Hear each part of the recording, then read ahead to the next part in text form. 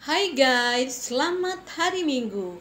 Kali ini kita akan mengikuti misa di Gereja Katedral Medan pada tanggal 22 September tahun 2024 dan akan mendengarkan bacaan Injil serta kutipan homili dari Pastor James Damanik tentang ilustrasi sekelompok kepiting yang ditaruh di dalam ember.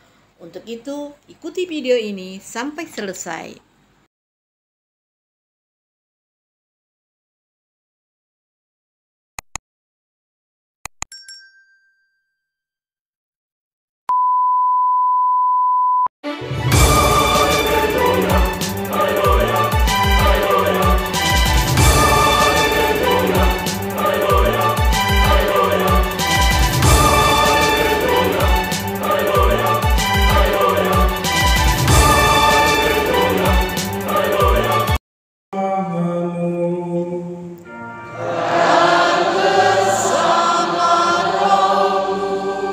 Inilah Injil suci menurut Markus.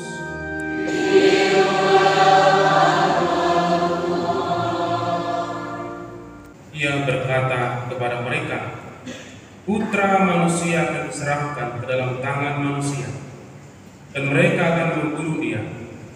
Tetapi 3 hari setelah dibunuh, ia akan bangkit. Mereka tidak mengerti perkataan itu, namun segan menanyakannya kepada Yesus. Kemudian tibalah Yesus dan murid-muridnya di Kapernaum. Ketika sudah di rumah, Yesus bertanya kepada murid-muridnya, "Apa yang kamu perbincangkan tadi di tengah jalan?"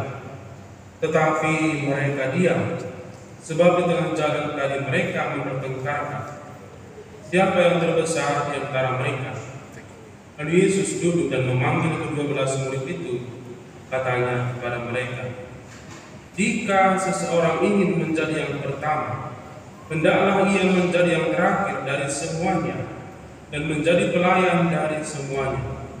Yesus lalu mengambil seorang anak kecil dan menempatkannya di tengah-tengah mereka. Kemudian ia memeluk anak itu dan berkata kepada mereka, "Siapa saja menyambut seorang anak seperti ini dalam namaku, ia menyambut aku.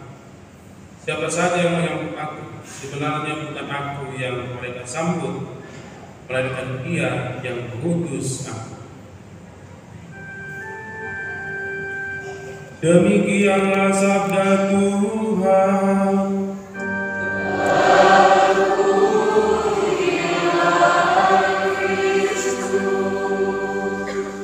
Dari Indonesia ini, begitu ada satu nanti kawannya yang sampai ke pinggir ember ini, maka kawan-kawannya akan dibawa dan berlomba menariknya jatuh kembali ke bawah. Maka tak satu pun akan berhasil keluar, karena begitu ada satu yang sampai di puncak, yang lain akan menggoyang-goyangnya, bahkan menariknya jatuh ke bawah. Tanya Bapak dan Ibu, walaupun kita simbolisasikan dalam diri kepiting, tapi pada faktanya kita manusia jatuh dalam kompetisi yang tidak sehat dalam kehidupan kita tanpa kita sadar. Manusia seakan-akan larut dalam pertandingan-pertandingan yang tidak kita sadari, yang terkadang membuat kita tidak bahagia, bahkan juga membuat kita tidak puas akan banyak hal dalam kehidupan kita. Pertandingan itu tidak hanya di arena. Pertandingan itu tidak hanya dalam hal olahraga, tapi tanpa kita sadari, sehari-hari kita jatuh dalam pertandingan-pertandingan yang tidak kita sadari. Kadang-kadang ketika orang misalnya terlihat bajunya lebih cantik, ibu-ibu misalnya cantik lah bajunya dia, kayaknya aku minggu depan carilah baju yang lebih cantik lagi. Untung wajah yang bisa diganti. Kalau wajah bisa diganti, kok cantik kali dia, jadi risih aku lihat dia. Bapak Ibu saudara terkasih, kalau kita baca dalam kitab suci ini dan pesannya yang 2 hari ini, apa itu?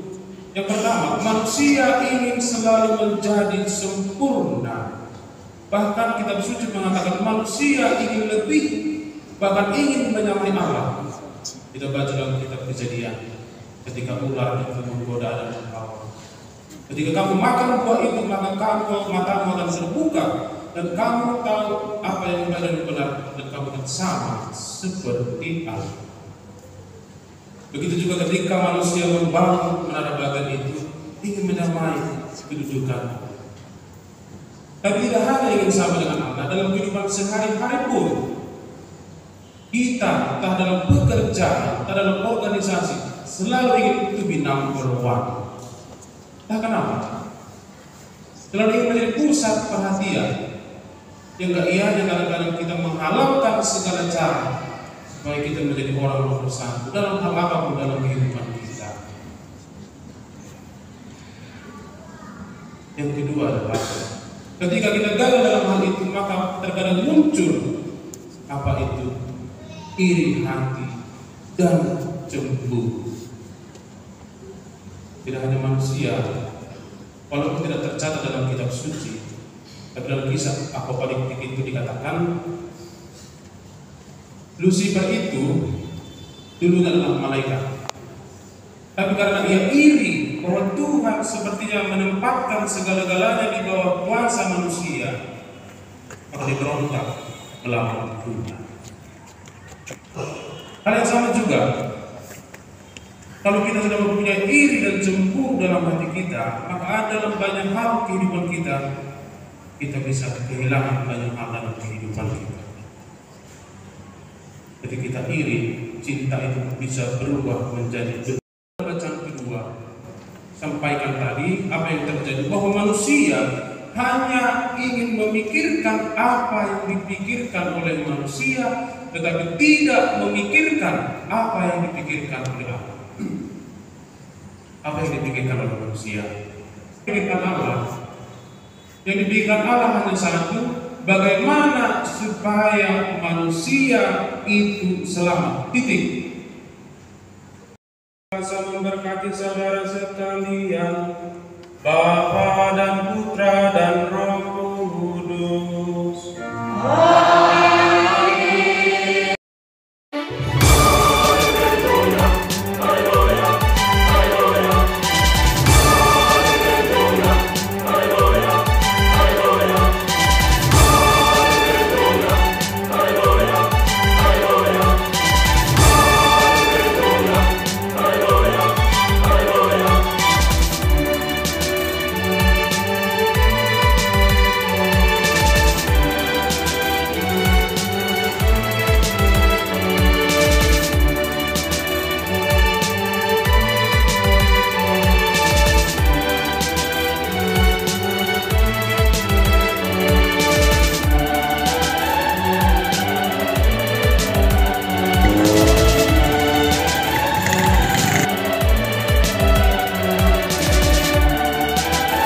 Setelah selesai mengikuti misa, kami pulang dan mampir dulu di Pizza Hut, dan dengan demikian berakhirlah sudah kegiatan mengikuti misa di Gereja Katedral Medan.